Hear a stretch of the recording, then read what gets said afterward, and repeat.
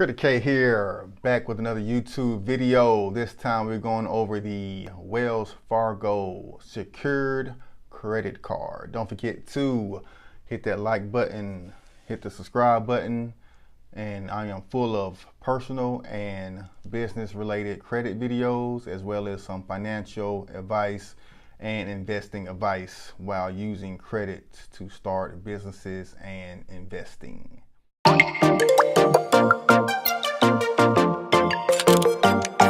Business cards. And one secure business card that I have, and I recommend this, even though it's from a bank that I don't really like and been in hot water lately, which is Wells Fargo. But this secured card got me in the door on the business card section of, or got me data points with Wells Fargo. So it allowed me to further build the relationship as I'm depositing money on a monthly basis in that bank account to apply for larger loans for my business. Now, the great thing about secured cards is you deposit the money in first, and they back that or approve you based off of the money you deposit. So my initial deposit for this card was $500, and that is my credit limit. Now they do a small credit check, as long as you don't have too many negative items on your credit report. You should be approved for any secured credit card, and they call it secured because it's backed by some type of collateral, either a house or some type of, in this instance, a deposit. So any bank, major bank, I know Navy Federal has them for the personal side. Discover has them for the personal side, as well as a couple other credit unions. But the main purpose of a secured card is for people who are a little bit credit challenged. In my case, I had a 700 credit score, but I do have a bankruptcy still showing up on my Experian credit report, and that is the bureau that Wells Fargo pulls from, as well as Equifax.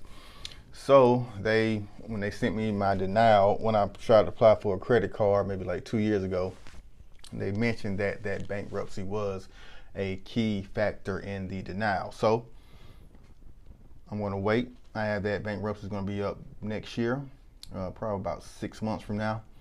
And then I will go and apply for some larger limit credit cards. But until then, I was approved for this secured card. So it kind of gives you a little insight of, what, things that Wells Fargo looks to approve you for credit cards. So, lower tier secured cards such as this one, they don't mind the bankruptcy. They still approve me as long as I had the deposit and they knew I could, pay the balance off based off the deposit and the money I have in my business bank account. So it was no issue of getting approved for that in instance. I'm going to leave a link in the description to apply for the Wells Fargo secured card. You do have to be a member of Wells Fargo, so you need a business bank account.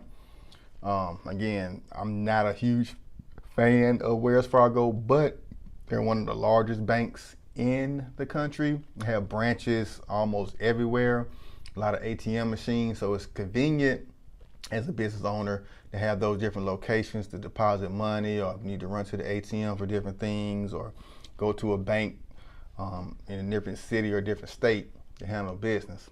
So that's good to have a larger bank, but I always prefer credit unions. I highly recommend and stamp credit unions as a go-to bank, but larger banks like Wells Fargo, Bank of America, and Chase do serve a greater purpose, a larger purpose, and I see their necessity in the business credit game. But that's pretty much it. Make sure that if you cannot get approved for business cards, try unsecured cards, try those secured cards. Also, there are numerous no hard credit check cards. One I recently covered was Capital on Tap, so go back and check out that video on my channel. And a couple other ones like Divvy as well. I will do a more further review on going forward in the future. So until next time, it's Credit K.